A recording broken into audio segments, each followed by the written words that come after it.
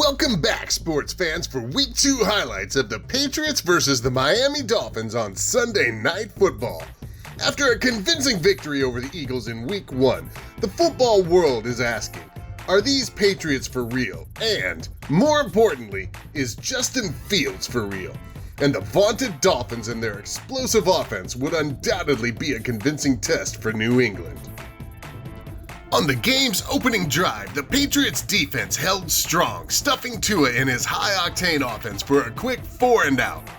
All week, the naysayers have been saying that Justin Fields' performance last week was just a fluke, and that he would come back down to earth against the Dolphins. But very quickly, Fields put the doubters to rest as he lit up Miami's secondary, hitting Rashid Rice for a big play over the middle, and then hitting Cook out of the backfield to put the Pats in scoring range. And like a phoenix rising from the ashes, Justin Fields launched a laser beam across the middle, hitting young Shaheed in stride for a highlight reel touchdown, putting the Patriots up 7-0. As a determined Tua brought his supposedly unstoppable offense out to even the score, the Pats' defense was even more determined, as Justin Blackmon snared an over-the-middle pass from Tua and ran the ball back, putting the Pats in scoring position. This time, James Cook took over, finally unleashing his running skills, ultimately taking the ball over the goal line to put the Patriots up 14-0.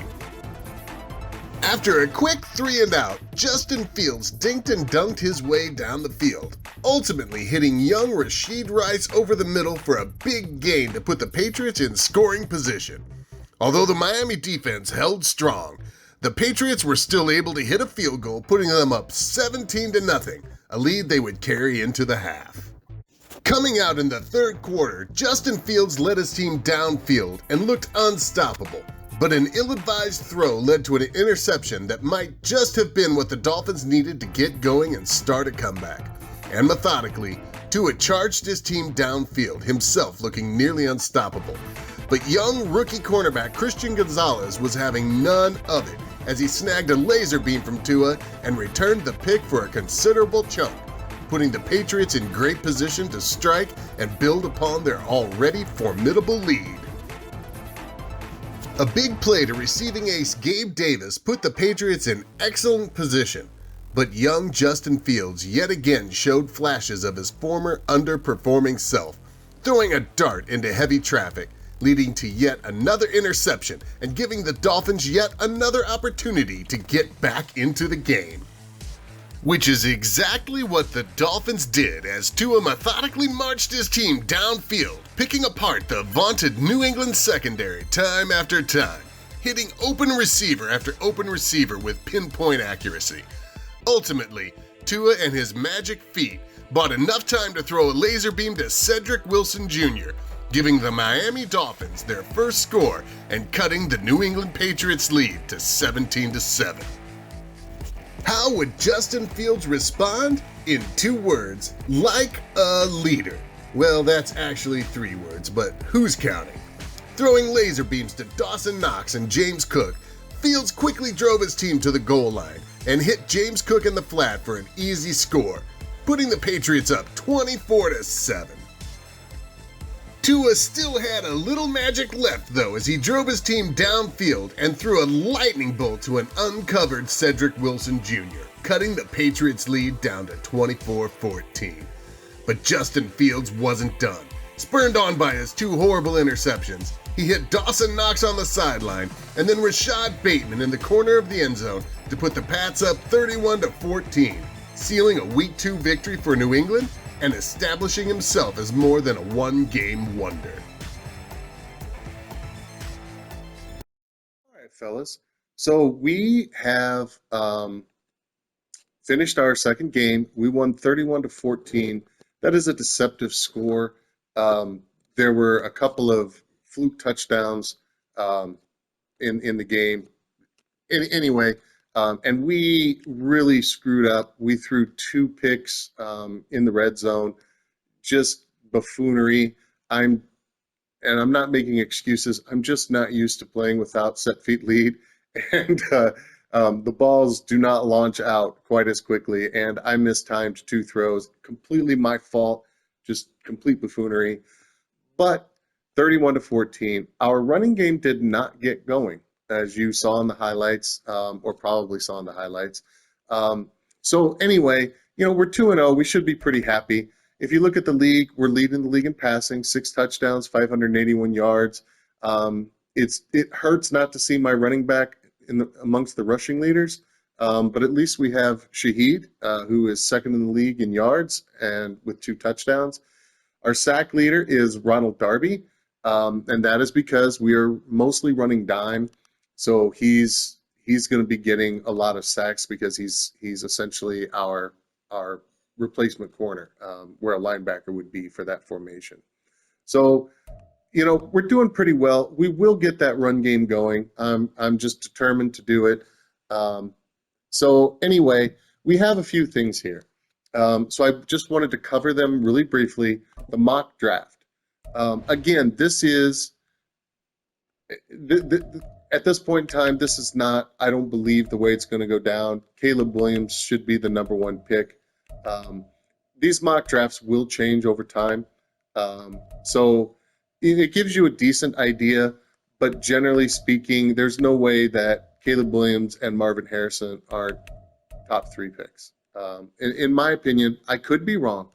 So, but anyway, it gives you a good idea of what other teams are thinking. These other teams do have needs. So that's what the mock drafts are for. Essentially, the first mock draft really holds no merit whatsoever, in my opinion. So it's a little feature they put in there. We have players ready to negotiate. Regional focus scouting, like I said, I tend to leave this, let the computer do that. Weekly strategy. So we're going to go in here. I generally leave this on default. Defend medium pass. Yeah, that's fine. I'm okay with that. Offensive game plan, and you press your right stick in when you do this, by the way. Throw it medium. That's my thing, is throwing it medium. So that's perfectly fine. Team profile, we're going to go ahead and do the training. I would go ahead and run mini games with Cook, but players progress pretty quickly.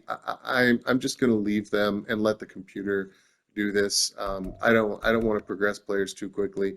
The game can be not so much fun when you progress your players too quickly. So I'm just gonna leave it and resist the temptation to build him up a little extra. So we don't have any players to upgrade. Oh, you guys, I'm so sorry. I upgraded after the game. I apologize. I will be better at that. So anyway, we need to re-sign some players. And the first thing we're going to do is I can't remember if I did not save. So I'm going to save my progress just to be safe. One wrong click of a button, and I don't want to be screwed. So anyway, we're going to go ahead and check out the players ready to negotiate. Snead is a top priority. He's not very interested. Gabe Davis is a top priority. Kyle Duggar is a top priority. Devin White is a top priority. Julian Blackman, who just had a pick in the last game, is a top priority. Isaiah Simmons is a top priority. Deion Jones, maybe. And Rashid, for sure, is a top priority. Collins, yeah, I think we're going to sign him. We may take a little hit, but his salary demands don't look too bad. So we're going to go ahead and try to keep Collins. Ashton Davis, he'll be low. So yeah, we're gonna try to re-sign him. Darby, I think we're probably just gonna let him go. Ty Johnson, we're probably just gonna let him go. The rest of these guys, I really don't care all that much about. So except for the kicker. So Greg Newsome is a top priority. But he's basically an option. So Justin Fields going to be the same thing. So anyway, yeah, just however you decide you want to do it. L'Jarius Sneed is going to be a huge contract. So anyway, I won't bore you with going through all of my re-signing negotiations. So that's pretty much it. Next game is against the Jets. The Jets are formidable. They have a really good defense. I'm a little worried that we're not going to be able to get the running game going, but I'm determined to do it. So we will see you guys back after we do some signings, and we'll play our game. Really quickly, we were able to sign the first, Snead and White, and and Gabe Davis, but I did want to talk about negotiating. So, say with Julian Blackman, I always offer the player-friendly contract first. It's really not that much more money, and your chances, 90% of the time they're going to sign, and you can see Julian Blackman signed. So, that's just something. I don't want to bore you with going through all these negotiations, like I said before, but that's just a little tip. I just go player friendly. Sometimes you'll run into a guy where there's a little problem, and you're going to have to up. So I think you get. I've never gotten to this point. I don't think. I think you get three chances or two chances. I think it's three, and then you might get, and then you won't be able to negotiate, and then I think you get one more chance at the end of the year. So that's pretty much it. I just wanted to give you that quick tip. All right, guys, really quickly, I think we're going to go ahead and make a trade. We went ahead and signed most of our players. Um, so if we look at the contract lengths, we signed Gabe Davis, Isaiah Simmons. We signed Snead to a beast of a contract. Um, we got Duggar. Um, Dawson Knox had already been signed. We signed Devin White, which I think that is a very fair contract for him. We signed Justin Blackman, Rashid Shaheed, who's just been balling for us these two games. We went ahead and signed Ashton Davis, a little bit of a bloated contract, but I don't like to worry about free safeties, and we're going to have plenty of cap room. Gavin Newsom's probably going to be trade bait, or Gavin Newsom. Oh my gosh, the governor of California, Greg Newsom. So, we've got, I'm a little worried about, if you look at the 2024 salaries, look at Boyle, look, 16 million. Josh Sweat, we can trade away next season and get some good draft capital out of that, or maybe even a younger pass rusher. The rest of these, we signed Leo Collins, probably a little bit of a bloated contract there, but we can get one more season out of him and then trade him next season. I don't want to have two older linemen with really bloated contracts. So I think we're going to go ahead and dump old Garrett here. I think this may go through. It did. So we get, really, there's no drop off here with Jenkins at center. And we get a third round pick. So, and we cut our salary for next season significantly. So we're going to go ahead and go into our roster. And I just want to show you what you kind of need to do when you make these sort of trades. Quinn and Jenkins, they're essentially the same player. Quinn is just a little bit better run blocker, so I'd rather have him there at the right guard because I like to run to the right a lot. So we're going to go ahead and put Jenkins over to center. And we'll have one more year with him where we can decide if we want to, we can trade him in the offseason. But this drops our salaries down next season for sure. And getting that extra draft capital really, really does help. So we've got a 1, 2, and 3 threes. So essentially we've got for sure 2 first rounders if we trade away these. So we're sitting awfully pretty. I think we're going to have probably around 40 million cap space next season.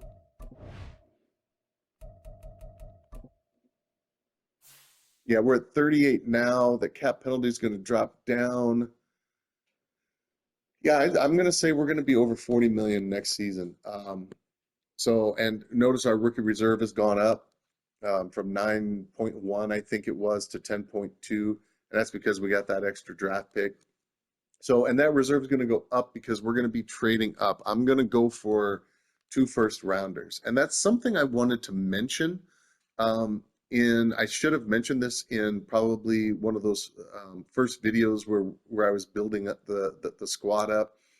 Um, when you do trade for first round picks, yeah, it definitely increases your rookie reserve for sure. So you need to account for that.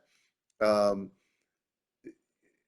it's always been a mystery how Madden does these figures. These figures are not very NFL-like, but um, I think that it's really important to really remember. I'm kind of at a loss for words on this one. I don't know how to put it. Um, you always are going to need to be thinking a season ahead, right? So this gives us some extra flexibility, is what I'm getting at here. If you look at our linemen, we've got 4 years, very cheap for a very solid left tackle. That position is set. We bloated Collins's contract, but we'll get 1 year out of him next year, and we'll trade him, and we should get some decent draft capital or decent trade capital out of him. Tevin Jenkins, signing him, we'll probably go ahead and sign him next season instead of trading him away. But it gives us youth, and he probably won't be all that expensive. Quinn is going to be in the same boat.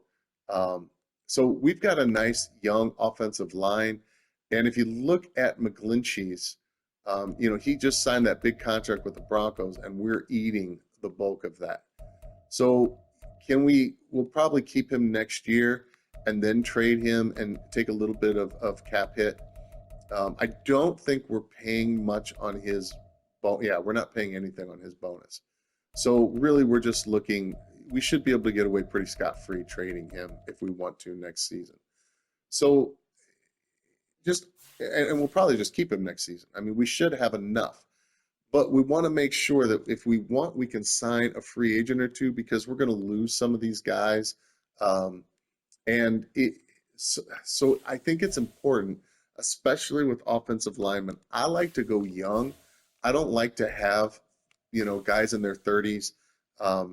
This is sort of having Collins there is sort of he's a unicorn for me. I don't usually have 30-year-olds on my line unless their salaries are, pretty low. But other than that, we've got a very solid offensive line at a reasonable price for the foreseeable future. The same thing goes, Kwity Paye. He's probably going to be, it depends. It depends on how he progresses this season, but he's probably going to be trade bait next season. Um, Josh Sweat, he's probably going to be trade bait next season. 14 million. All right. So we're not paying his bonus. So I think we're probably going to dump him too. I like to clean out these first 2 seasons.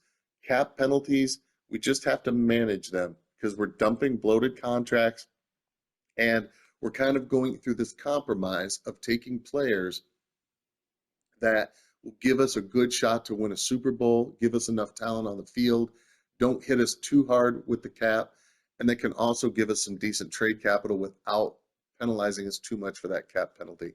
If you trade too much for you'll find you might have 150 million in cap penalties if you start trading for guys with just a couple years left. So just it's just something to consider. Barmore, Godshaw, these guys aren't going to break the bank. This guy is breaking the bank, and we probably should trade him. But as you can see, we're going to have to eat a little bit more cap space. So we'll probably wait till the off season. We'll get 1 season out of him. So it's something to consider if you have, the salary cap on. Pay attention and always be looking 2 or 3 years, preferably 3 years ahead, right? Next season and the season after that. We're set here. We've got a nice rookie contract there. We just signed Devin White. I think that is a super fair signing. 5 years will take him essentially to the end of his career that we're going to want for him. And then, Deion Jones, we're probably going to let him go. I haven't decided whether I want to sign him or not. So that's something to consider. Snead, this is a bloated contract, but this guy is a stud. We've got him for 5 years. Um, we'll trade him in maybe his last year or the year before, and we won't take too much of a hit. But we really need to be careful about the players that we're going to be trading away next year. We'll be fine with Newsom, trading him away. And you guys will see next season when we rebuild. Blackman, he's going to probably end up being a backup safety for us, but his salary is very, very fair. And he easily could just be a starter. We don't have to worry. That's why we signed him, is we don't have to worry about that position. He's already got an interception for us. We don't really have to touch him if we don't want to. We went ahead and signed Simmons. I feel like we got him for a bargain. He's going to develop really well for us. $6 million over 6 years. Are we even going to play this franchise that long? Maybe, maybe not. Duggar, I feel like we got a really good deal with Duggar. Our secondary is pretty stacked. The only guy we got to worry about is Newsom next season, and we're going to let Darby go, obviously. So it's just something I wanted to tell you guys is pay attention to these signings. We've already said we're trading Fields next season, so hopefully we'll have him built up to a point where we can get some good. In this case, we're going to be looking for draft capital out of him. Cook, we're set with Cook. I mean, we don't need anything else with Cook. That's super cheap. We got him for 3 years. So, and then with Gabe Davis, I love that contract. So we're just going to keep him and go with him and Shaheed as our two guys. And we're with Bateman, if we may get lucky next season, we may be able to get Harrison. I've noticed. So I watched a few videos last night, and I've noticed that this particular draft class, it seems like the when I talked about the mock draft, it seems like the quarterbacks are dropping, and Harrison too. So we may be able to get Caleb Williams not with a number 1 pick.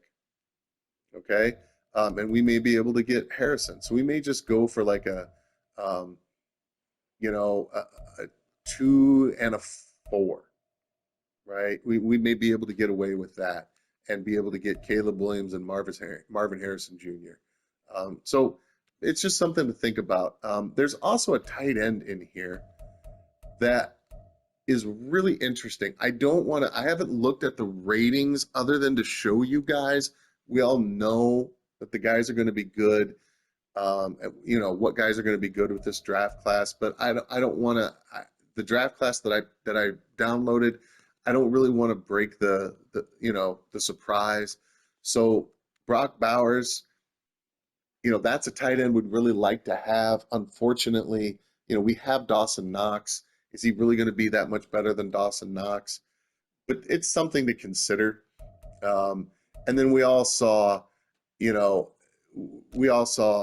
happened in the combine. So there are some players out there that we may we may want to grab, but really we're focusing on Caleb Williams and Marvin Harrison for guys that we want. So anyway, I just wanted to go over that. It's a quick note. I'm going to go ahead and get into the game against the Jets. Oh, really quickly, what I wanted to tell you guys is make sure when you make a trade and when you change guys' positions, make sure that you check out your depth chart.